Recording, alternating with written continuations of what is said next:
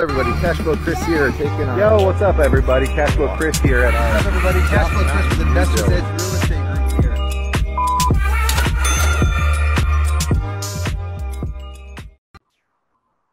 Okay, we are back. Welcome everybody to Leveling Up Book Club. We are on day 2 of Atomic Habits. The assignments were to read chapters 8 through 12. So let's get started. And also, we talked about, we finally had an assignment for you guys. We wanted to actually really work to implement what we're learning here. So I wanted everyone to fill out a habit card, use implementation intentions, and then use habit stacking. So I'd like to kind of go through that real quick. Anybody, of course, this is interactive. I want you guys to interact with me on this. So if you are able to, go ahead and turn on your camera, turn on your microphone, because I want to know, we're supposed to be writing down what are our habits. What are some habits that you guys found out that you had? I'll get started, and then if you have one, raise your hand. I'm a grazer. In my kitchen at night, I just notice I graze. I just walk around. I go back and forth to the fridge, and instead of just sitting down and sitting on my hands, I'm a grazer. Secondly, I found out I'm wasting time on the phone. I'm wasting hours and hours a week on just BSing on the phone in the morning with Facebook, Instagram, all that crap. I noticed here at work, I'm just doing tons of busy work. I have my top items, and then I'm not doing them. I'm down here doing these little things that I think are important, but really are things that I need to be delegating. So how about you guys? What are some habits that you noticed you had, good or bad? Oh, we got Jonathan back. Anybody, this is interactive. Come on, guys. Well, I can talk if you want me to. Yes, please, Ed. What are some habits that you've noticed that you have? I used to spend more time on Facebook trying to put my things together. And now what I do it once a month, and I put all my comments, actually, and I send it to my IT guy, and he's the one who takes care of the rest. So nice. I have been saving around 13 hours every month.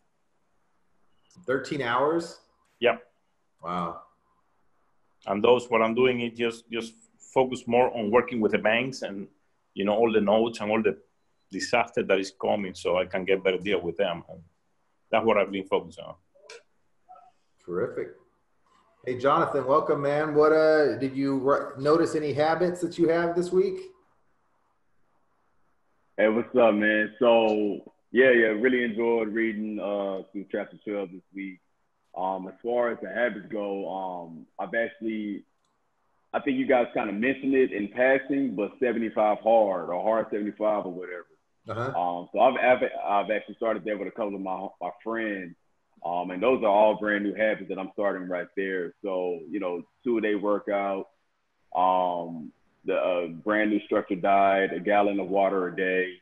I've already been reading, every single day, so that wasn't too big, but yeah, just the health and the structure, those are the new habits that I've kind of brought on this week. Nice. The water's a good one. Water's one to where once that becomes a habit, if you don't drink, then your body's just like, what's going on, man? I'm dehydrated. What's up, Mike? Welcome, man. Thanks for joining us. What's going on? So I found out about you guys yesterday. Someone followed me and I looked into it. So I read Atomic Habits maybe, I think like around the time that it originally came out. So obviously I didn't have time to go over the chapters that you guys are covering right now, but just from what I remember, it was amazing to see, just to know that, okay, these are the things that I'm doing. These are the things that I'm wasting my time on. And for me, it was social media. So like just being that you guys are currently talking about this book, it's like, okay, I need to revisit it. I need to make from what I remember from the top of my head, make the habits easy, and just revisit it, because I fell off. I fell off of it. Well, you But know what? Why don't I start with the slideshow, and we'll actually we'll review what we did day one, and then we'll get back into this.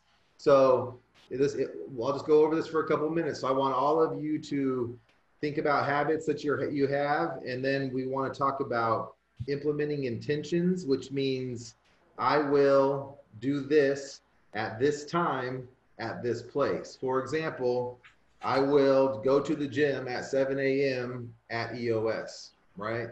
And then we want to talk about habit stacking. So just kind of brainstorm while I'm going through this. Where are you stacking habits? We talked about that a little bit last week. So let's get started. So because we got a couple new people, I want to make sure everybody knows what we're about here. Close everything else. All right.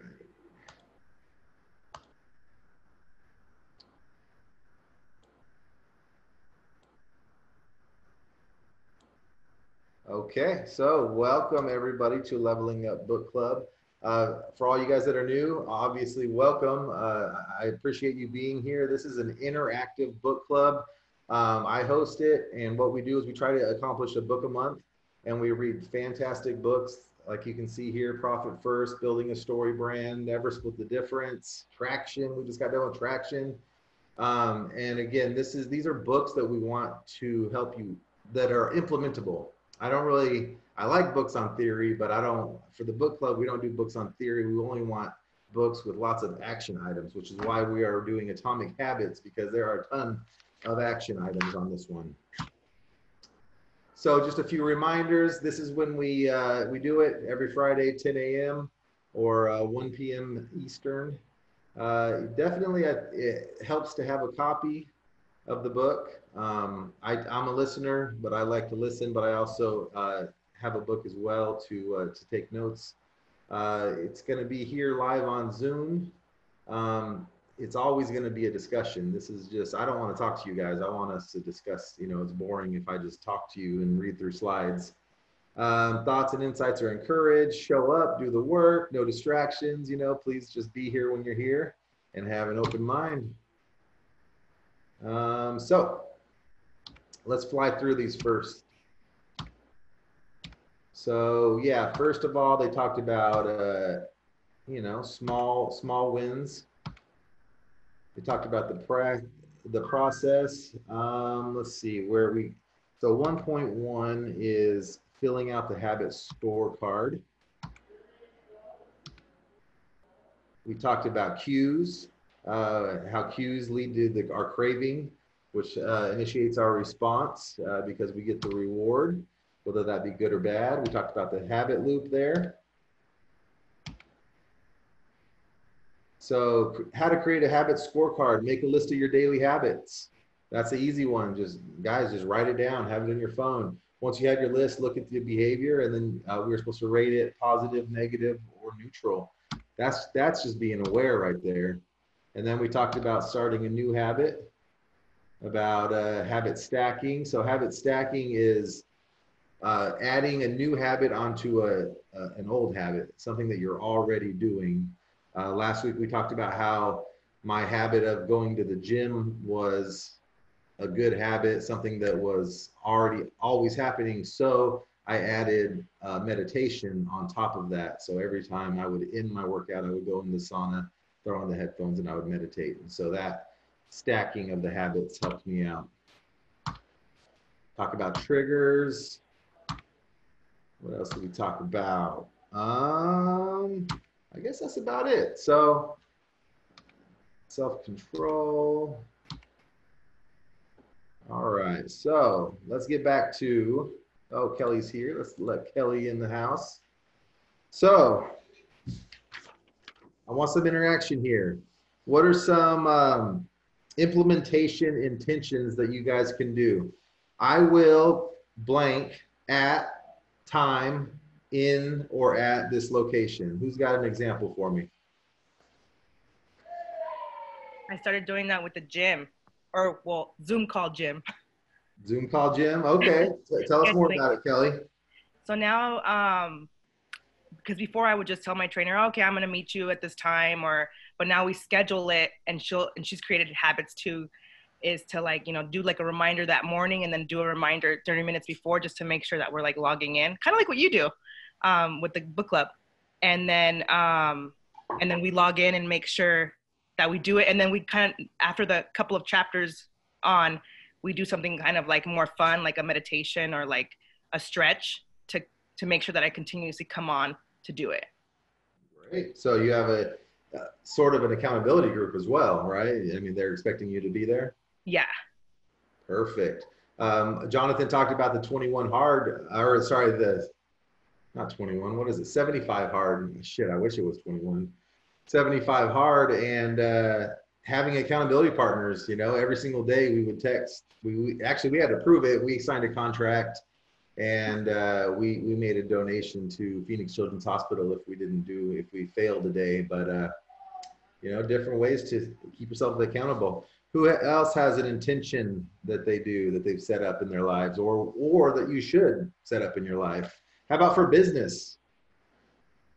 How about I will make calls at 9 a.m. in my office with my earplugs on? Anybody else got one? Health, eating, waking up. I know there's a lot of miracle morning people out there. I will. Yeah, Right. Go ahead, Jonathan. But yeah, so as far as like my business goes, I love the implementation intention. So I love talking to folks on the phone, but it's always like, I got to do it. I'd rather do some busy work or whatever. So, I definitely, said, hey, I will call back and follow up with all of my leads by the end of this afternoon at my desk. Like, that was my implementation intention. And I'm keeping that daily. So just to make sure that I, push my business forward and I don't just get busy with, the busy work of the day, that I, this is the money-making activity that I need to be focusing on. So. Absolutely. Time blocking, right? Time blocking as well. So this is when I make my calls every single day or on Thursdays or whatever. You got something for us, Mike?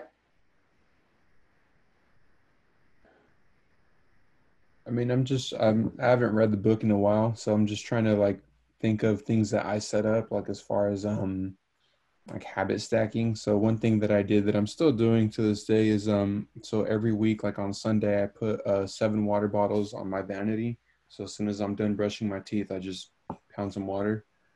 I mean, that's.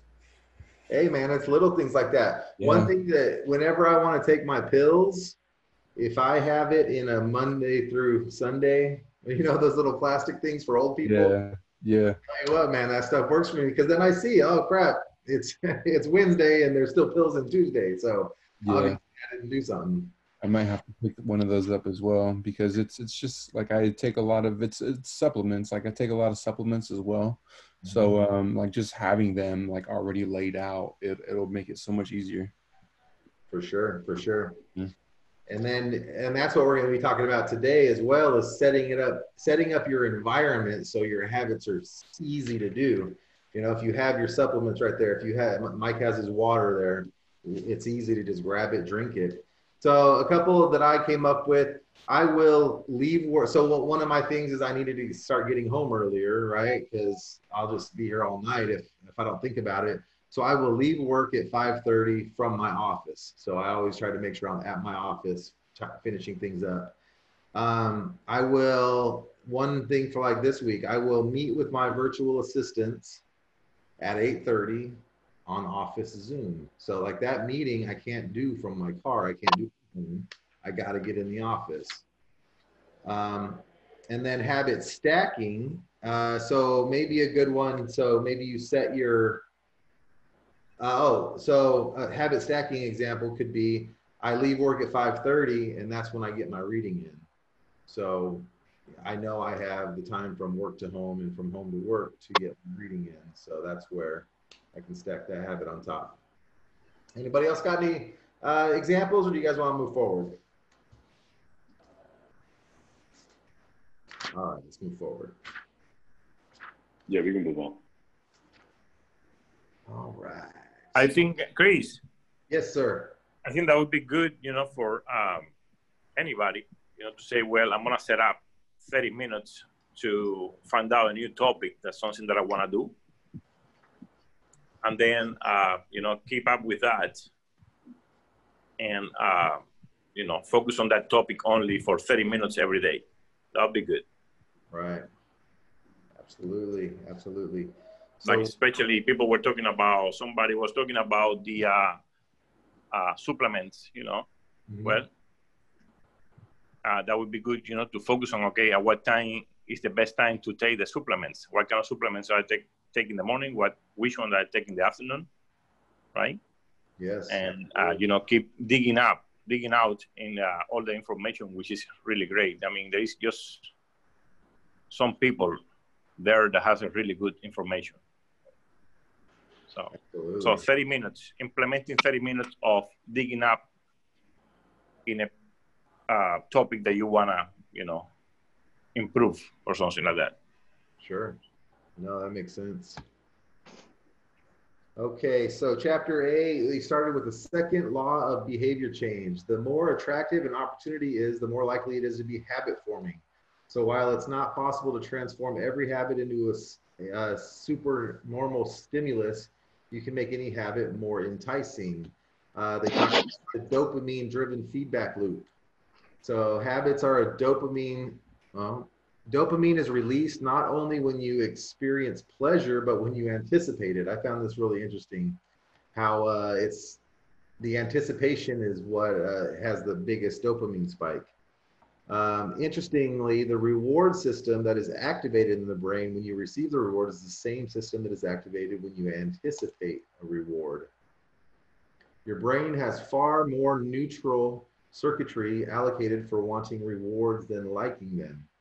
So desire is the engine that drives behavior.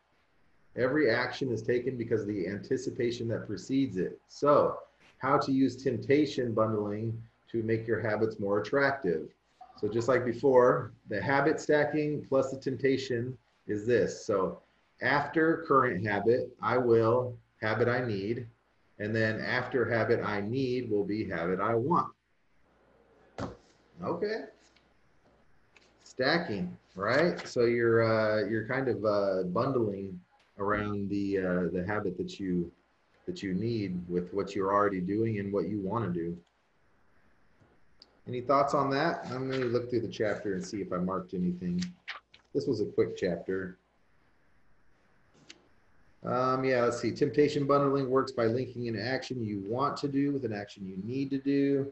You're more likely to find a behavior attractive if you get to do one of your favorite things at the same time. Using temptation bundling, you can, so in the book, one of the examples was this dude who rigged his Netflix to his bicycle, his at-home bike, and so it would turn off or it would pause if he dropped before a certain mile per hour. So he bundled those things together. Does anybody have an example of things that they could bundle, like one thing that you really love doing that along with another habit that you need to be doing? Yeah, I love that Netflix example. One of the things that I kind of took that to kind of apply to what I have available in my skills. I'm not an engineer, so I couldn't pull something like that together. But I can jump rope. So I bought a jump rope, and whenever I'm watching a TV show, my habit stack is now to jump rope while I'm watching this TV show. That way, I'm getting something that I want, which is entertainment from Netflix or whatever I'm watching, or the Last Dance or whatever. But I'm also getting something I need, which is, that cardio exercise. So that's been pretty cool this week. Good stuff. Yeah, sit-ups while watching the football game, right? Something like that. Just do it. You just always do it, and then it becomes a little bit of a habit. Anybody else got an example of that? Of bundling? After a current habit, I will do the habit I need. After I do the habit I need, I'll do the habit I want. So think about it. Think about that, how you can do that. The second law of behavior is to make it attractive, make it something that you want to do. The more attractive an opportunity is, the more likely it is to become habit forming. It is the anticipation of a reward, not the fulfillment of it, that gets us to take action. The greater the anticipation, the greater the dopamine spike. All right, move forward. Chapter 9, the role of family and friends in shaping your habits. So when I started reading and finding this kind of stuff out, that you're the sum of the 5 people that you hang around, man, I was so pissed off because it just meant my parents were right. They always told me about my friends. They always told me, you're going to be what your friends are. And I didn't believe them. They were right. So we don't choose our earliest habits, we imitate them. So we were talking about this last week with our community, right? With our family and our community. We follow the script handed down by our friends and family, our church, our school, our local community, and society at large. We imitate the habits of three groups in particular: the close people, our family and friends; the many, which is the tribe, the people around us; and then the powerful, those with status and prestige. Imitate the close. So to build better habits, join a culture where your desired behavior is the normal behavior. New habits seem achievable when you see others doing them every day. This is why I work where I work. Everybody, I don't know if you guys are in real estate, but I got Brent Daniels right there. I got Pace Morby right there. I got Annie Dragonova right over there. Jamil is always in here. Like, I got all the rock stars in, and they're here. And so I used to work in a 5,000 square foot building that I had all myself because my brokerage was shutting, they shut down that building. Guys, the synergy here is amazing. Like, how do you hang around people who are doing, 7 figures and not at least want to go big, right? So yeah, getting around those people. So to take this strategy further, by joining a culture where you have, number 1, your desired behavior is the normal behavior. And number 2, you already have something in common with the group. So if you like working out, and you need to go find friends that work out, because that's going to be the normal. And, that group of friends is going to be fit. That's what you want. Remain part of the group even after achieving goals to maintain your habits. So our example, we created a 75 hard group. That thread is still there, and we're always there to motivate each other. Second, imitate the many. When changing your habits means changing the tribe, changing is unattractive. Is unattractive. When changing your habits means challenging the tribe, change is unattractive. When changing your habit means fitting in with the tribe, change is very attractive. Imitate the powerful. We are drawn to behaviors that earn us respect, approval, admiration, and status. We are also motivated to avoid behaviors that would lower our status. Anybody got an example of that? What are some behaviors that earn us respect, approval? There is tremendous internal pressure to comply with the norms of the group. Most days we'd rather be wrong with the crowd than be right by ourselves. Running against the grain of the culture requires extra effort. So in the book, they talked about the lines, right? They had the lines where you had to go and you had to pick which lines matched up. And so, they had the test subject in the room. And so out of 5 people, they would have 1 person choose the wrong one, and so of course they're choosing the right one, but then 2 people, 3 people, 4 people. And once they got to where the majority of the room was picking the wrong one, even though they knew it was wrong, they picked the wrong one. Like, just because that's what society is doing, even though you see it and like, you guys are stupid, what's wrong with you? Like, who's stupid now? You're the one that's actually selecting that. And they've done study after study, and that's just, we are a very herd mentality, right?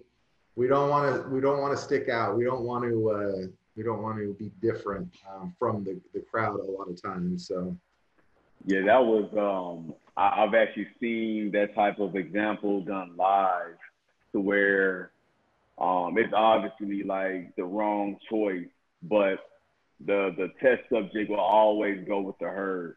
And it's kind of like the way I started thinking about it was like there are so many people that say, you know what, hey, you know, I'm an individual. I march to the beat of my own drum. I'm really big in the counterculture and all that. But at the end of the day, like I think it's in our human psyche to be agreeable. Like I want to be kind of, I don't want to stand out too much. So you know, I'm still gonna have this herd or this pack mentality. But it was just kind of like shocking about how many different ways we are trying just to achieve that level of being agreeable with everyone else. Like, you know, how often are we truly independent from others in the way of our walk? So I thought that was pretty cool. Yeah, that's great. Also, they talked about the beginning of the chapter. They talked about the family who wanted to raise their children as chess prodigies. Like, isn't it amazing when you grow up, those are the expectations. Like, you play chess, you love chess, you study chess. It's amazing. And they gravitate to that. You know, if you have a fit family, if you have a mom and dad who are always running and they're taking their kids out from the time they're little, you know, that family, the norm is working out. Just the opposite is true. If you're expected to, if you start drinking soda as a little kid, and everybody has soda, and that's just the norm. Everybody drinks it. Of course you're going to drink it. You're not going to, you know what I mean? So that was really eye-opening to me. Our kids are going to be what we create them. You know what I mean? Our kids are going to adapt to the environment that we give them. So if you don't like your kids, it's on you. Let's see. We pick up the habits from people around us. Yeah, we talked about joining a culture where your desired habit is the norm. Has anybody ever done something like that? Where they just, you know what, this is something I like. I'm going to go join this group, and everybody, that's just what they do. Like if you're into playing music, right?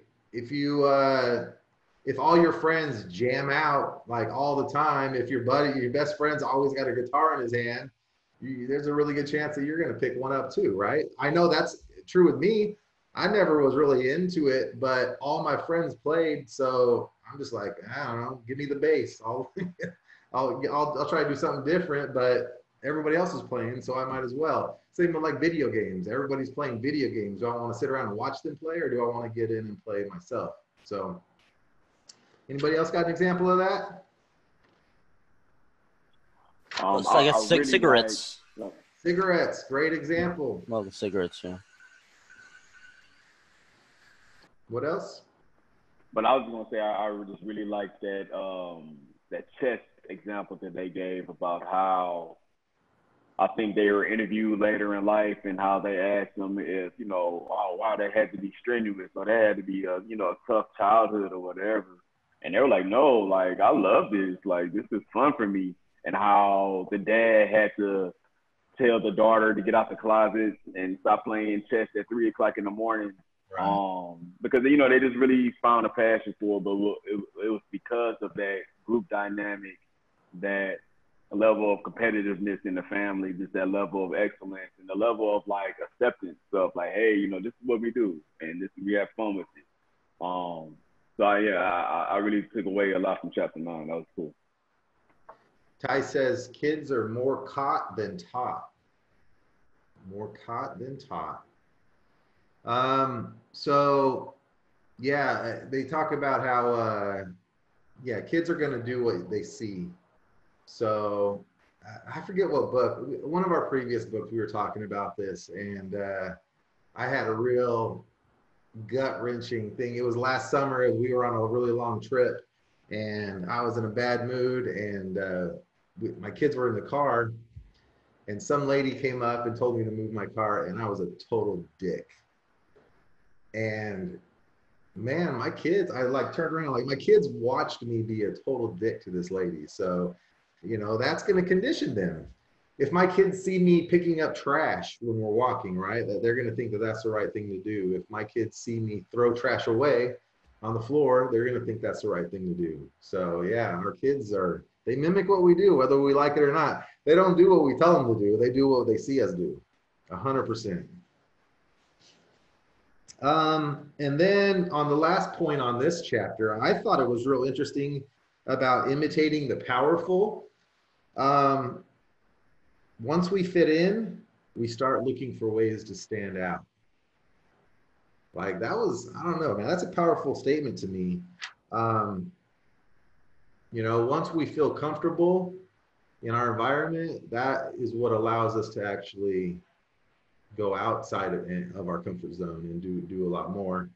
And we imitate people we envy. I totally agree with that one. I mean, on a really low level, it's kids with athletes, right? Or kids with whatever their Instagram stars or whatever the hell they like these days. You know what I mean? Like they imitate that. They imitate what they wear, what they say, how they talk. So 100%. Anybody got anything on chapter 9? One of the last things you just kind of mentioned it was, you know, once we fit in, we find ways to kind of stand out. And that kind of just rung true with me because I've been doing real estate for 4 years. And, you know, I had a similar path to everybody else. Newbie, trying to figure things out, failing, winning, whatever. I've hit some consistent streaks as of lately. And, you know, I do consider myself becoming more and more of a leader in this space.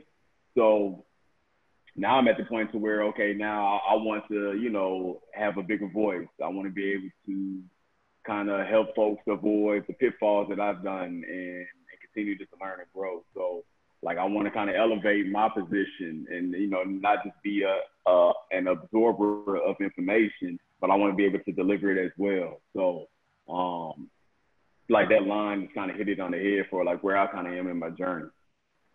What was that last part? I said that line just kind of hit the nail on the head as far as where I am like currently in my journey. Awesome, man. That's great.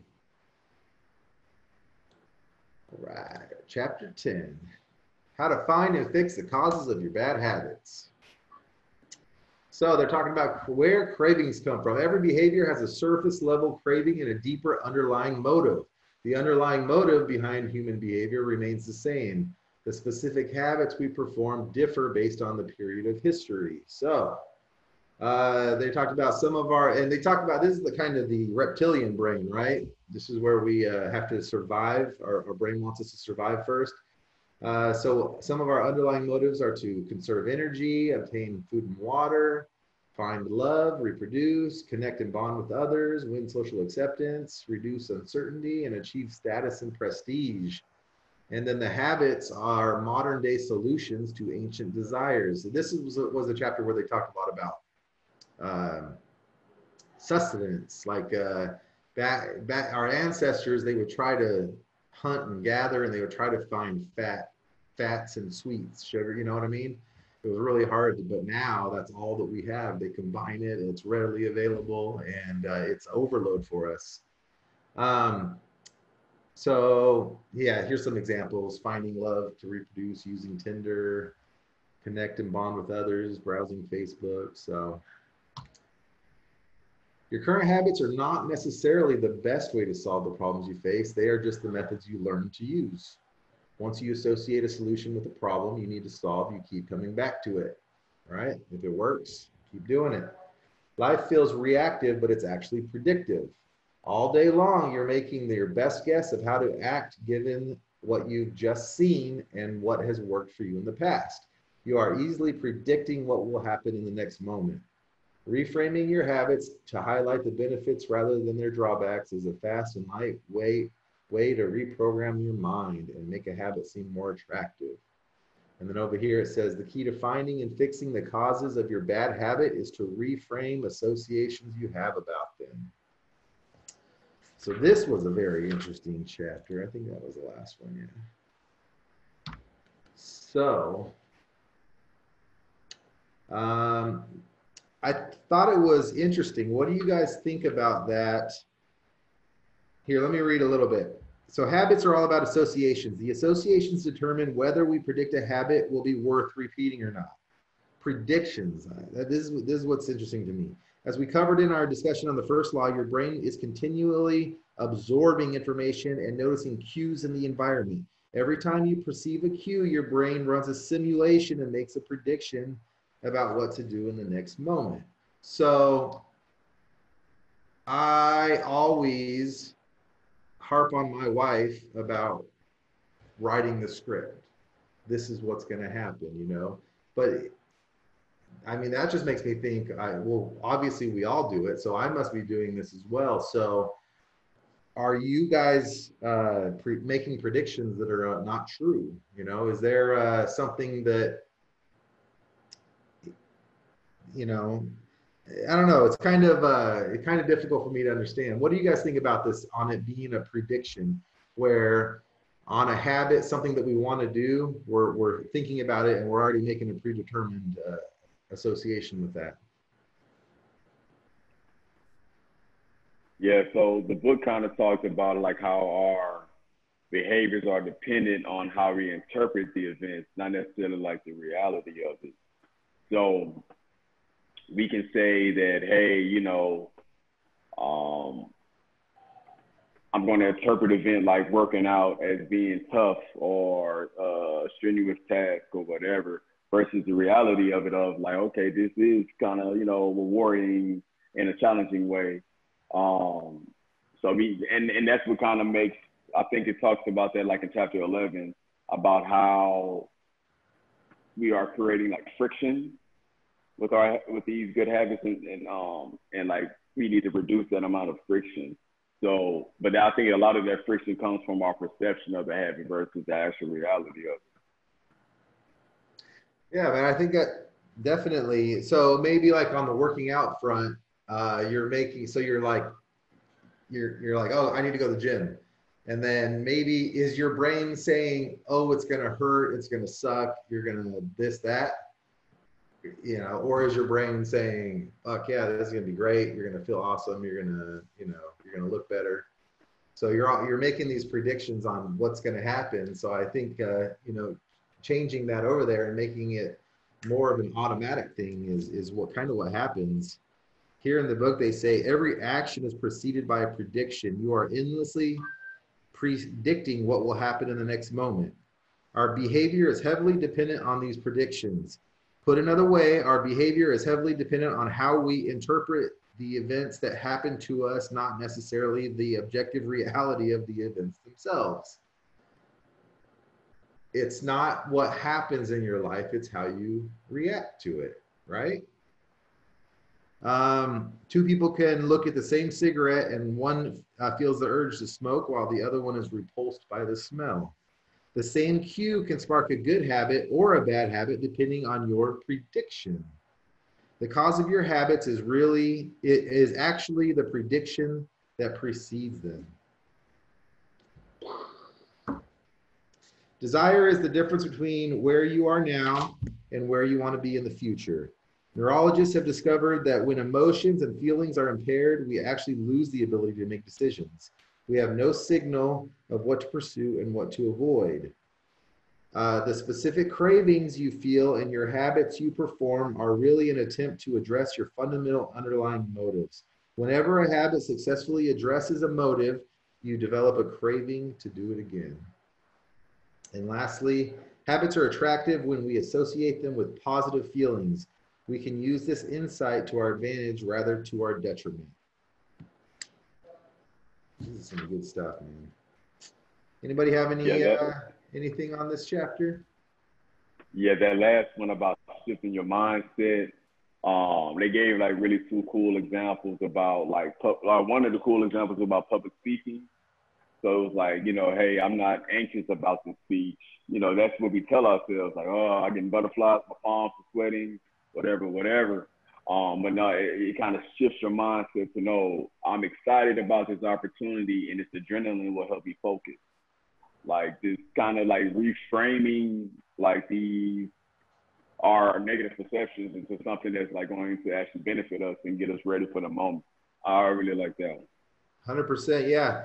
Right here in the book, reframing your habits to highlight their benefits rather than their drawbacks is a fast and lightweight way to reprogram your mind and make a habit seem more attractive. So it's just basically looking at the same situation differently. Exercise. Many people associate exercise with being a challenging task that drains. Actually, we talked about that one. Finance. Saving money is often associated with sacrifice. However, you can associate it with freedom rather than limitation if you realize one simple truth. Living for your current means increases your future means. The money you save this month increases your purchasing. So yeah, definitely just looking at things differently. Couple more things. You can create a motivation ritual. You simply practice associating your habits with something you enjoy. Then you can use that cue whenever you need a bit of motivation. They talked about sex, right? If this is your song, play the song. You want to get in the mood, right? Play your song. And then they also talk about athletes, right? Maybe before you like they're going to have their stretching routines, right? And not only, they need to stretch, but they stretch and that gets them in the right mindset. That's when they're thinking, that's when they're preparing, getting ready to go. The key to finding and fixing the causes of your bad habits is to reframe the associations you have about them. So the inversion of the second law of behavior is to make it unattractive. All right, we're through part 2. So part 1, we went over the habit scorecard, our implementation intentions. We talked about habit stacking and then designing your environment. The second law is make it attractive. Use temptation bundling. Pair your action with what you want, with an action that you already do and one that you need to do. Join a culture where your desired behavior is the norm. Create a motivational ritual. Do something you enjoy immediately before a difficult habit. And then how to break a habit, reduce exposure, right? Obviously. 2.4, reframe your mindset. Highlight the benefits of avoiding your bad habits. Good stuff, guys. All right. We got 2 very short chapters left, and then we will be done.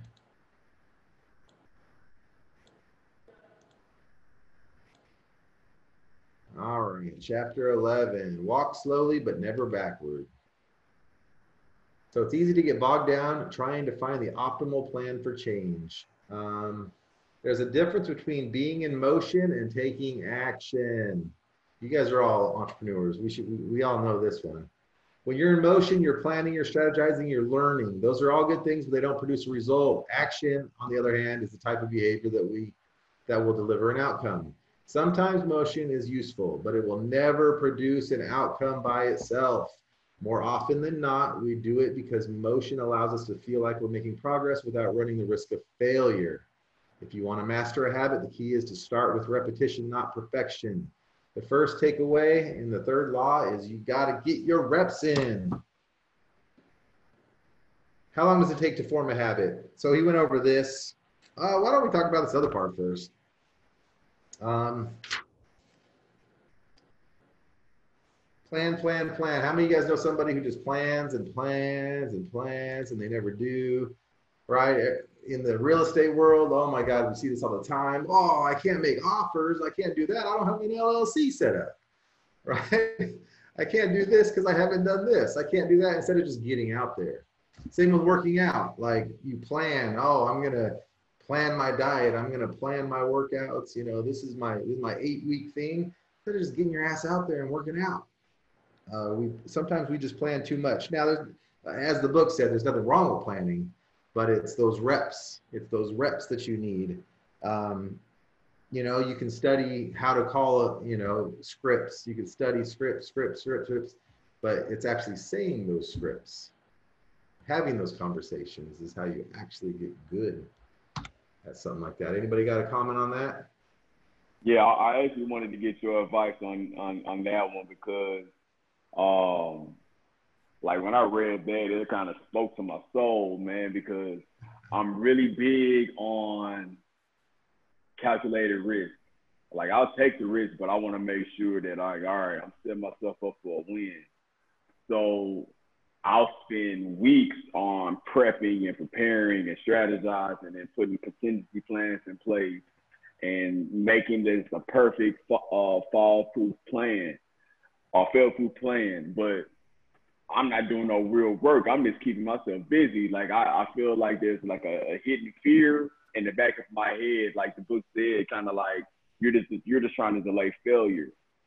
So I just wanted to like kind of like understand like your experience with that. Like, were you a big like, all right, before I put my foot out there, I'm gonna make sure that I have all my ducks lined up, or were you like, I'm gonna jump out there and jump it out the parachute type guy?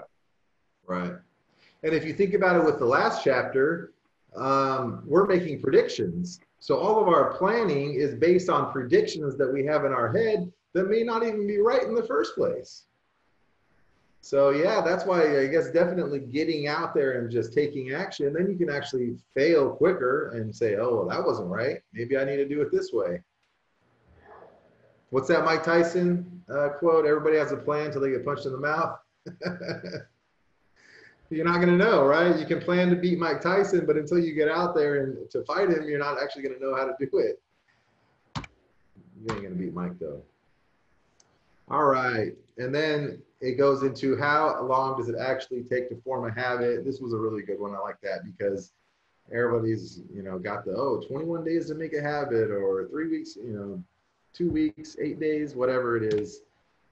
He makes a good point. There's nothing magical about time passing with regard to habit formation. It doesn't matter if it's in 21 days or 30 days or 300 days. It matters at what rate do you perform the behavior. In practice, it doesn't really matter how long it takes for a habit to become automatic. What matters is that you take the action you need to make progress. Chapter 12, the law of least effort. Actually, let me make sure I didn't have anything else in that last chapter.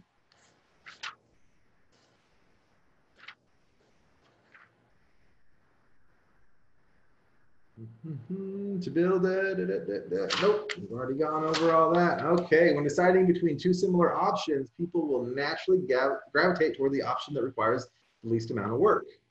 The shape of human behavior. Conventional wisdom holds that motivation is the key to a habit change. But the truth is, our real motivation is to be lazy and do what is convenient. And there's nothing wrong with that. Despite what the latest productivity bestseller will tell you, laziness is a smart strategy, not a dumb one. Energy is precious and the brain is wired to conserve it whenever possible. Habits like scrolling on our phones, checking email, and watching television steal so much of our time because they can be formed almost without effort. I know you guys know what I'm talking about. Certainly, you are capable of doing very hard things, but the problem is that some days you feel like doing the hard work, and some days you don't. On the tough days, it's crucial to have as many things working in your favor as possible so that you can overcome the challenge life throws at you naturally. Habits are easier to build when they fit in the flow. They talked about the Japanese company they looked for every point of friction, and then they manufactured a process to eliminate friction. We're doing that in our business. We do a lot of private lending. And so, we broke it down to like a 2-minute video. We could take 20 minutes explaining it, but all that's going to do is just confuse people and make it seem more complicated than it really is. So you got to reduce that friction. Business is a never-ending quest to deliver the same results in an easier fashion. The central idea is to create an environment where doing the right thing is as easy as possible. They talked about a city who changed their payment, right? Instead of having to download and go find your information here, you just got to click a button, and then you click another button, and it's paid. Use environment design to make actions or habits easier. Mike's talking about setting the water up. In the book, they talk about if you want to have a good breakfast, set the pan out and have everything there and ready to go. Create an environment where doing the right thing is as easy as possible and doing the wrong thing is difficult. Habits are easier to build when they fit into the flow of your life. Avoid starting habits in friction environments or lessen the friction at home or office. I used to go to a gym that was 4 miles away, and I never went. As soon as they opened the gym right by my house, it just made it that much easier to go. Yeah, they talked about removing friction. Okay.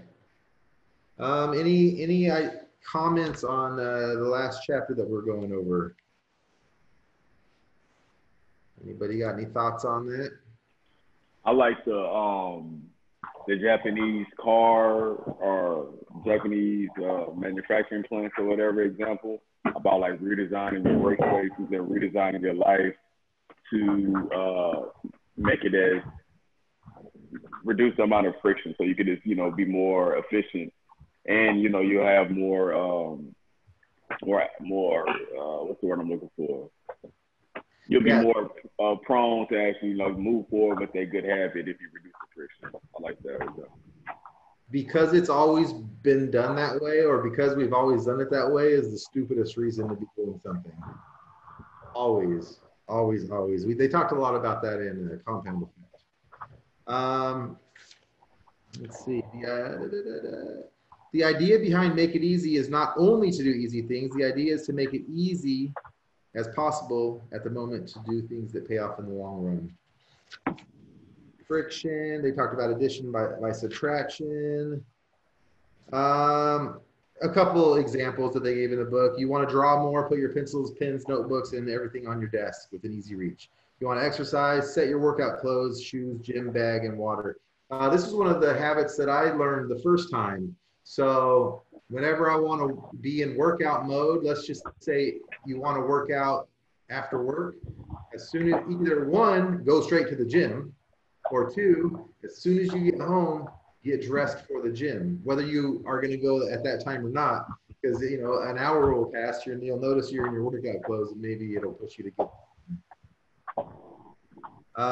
Want to improve your diet, chop up a ton of fruits and vegetables on weekends and containers. He had a great one where you want to eat more fruit, put a bowl on the middle of your table. That's what we did at our household, and my kids love apples. They just never ate them because they were out of sight, out of mind. Whenever they're right there in front of them, they just grab one and eat them. So same with crap. If you have crap available, they're gonna, Harkins has the big old bags of popcorn that we get. When that thing's sitting on the counter, what does my kid grab? He grabs a handful of popcorn instead of that apple. So 100%. Oh, this was a good one. We all need to do this one. Whenever possible, I leave my phone in a different room until lunch. When it's right next to me, I'll check it all morning for no reason at all. But when it's in another room, I rarely think about it. And friction is high enough to where I won't get it without a reason. I need to do that one. Anybody got any extra comments on that one? All right, so, oh, hold on. I got to do my promo. So you guys are definitely part of the book club. If you're a small business owner, once a quarter, we bring in people for mastermind group, our mastermind. That's something that you need to qualify for, but if you're interested, that meets every Monday morning at 6 a.m. Arizona time. We actually have a couple different groups. Leveling Up Virtual Solutions. If you guys need help, if you have anything that you need virtual assistance to do, we have that available. We're great for small business owners. We're great for marketing, just admin services in general. My team runs my entire 120 plus unit portfolio. They're awesome. So if you need anything, let us know. We got CPA. We got just about everything you need. Hit Elizabeth up if you need that cold calling, because we don't have that in place right now. See you next week. Definitely subscribe, share. I really appreciate you guys being here. Next week we're going to finish the book. So thank you, Kris. Yeah, absolutely, Ed. So next week, we are going to be reading chapters 13 to the end, which is chapter. There's a big section at the end, so it's not as thick as you think. So we're going to read 13 through 20. So we're going to finish number 3. We're going to head into the 4th law, and I think that was it. Yeah. So finish the book. You. Actually, sorry. Okay, let me back that up. Because I am going to be on vacation next Friday. Oh. And I think I might be on vacation right after that too. Let me look at my calendar real quick. We go to Cleveland through the 4th. That's a Thursday, right? Yes, it is. Yep. I'll be back on the 5th. So we got 2 weeks. You got 2 weeks to read the next 7 chapters. We will be off the 29th and we will resume the 5th. Okay? Also, if this is something that you really like, if you would love to lead a class, I would love that. If you have a particular book that you just love and you would love to present on, you would love to work with the group, please contact me. I plan on being gone in July, so I would love someone to help me out with that. And then in the future too, I don't have to be running these groups. This is a group for everybody. So I'm always looking for new books. If you have a great book that's implementable, again, not just theory, it's got to be implementable. Definitely send it our way. I'll read through it and see if it's a good book for the group. So, anybody got anything for me? Awesome. I'm good, man. Thank you. And all the new people, thank you for joining us. I'll see you all in 2 weeks. And in 2 weeks, we'll actually, hopefully by then, we'll have the next book of the month. And we'll have What's up, Ed? No. That was my dad talking in the background. Oh, okay. All right, guys. Well, thanks for coming. Have a great one.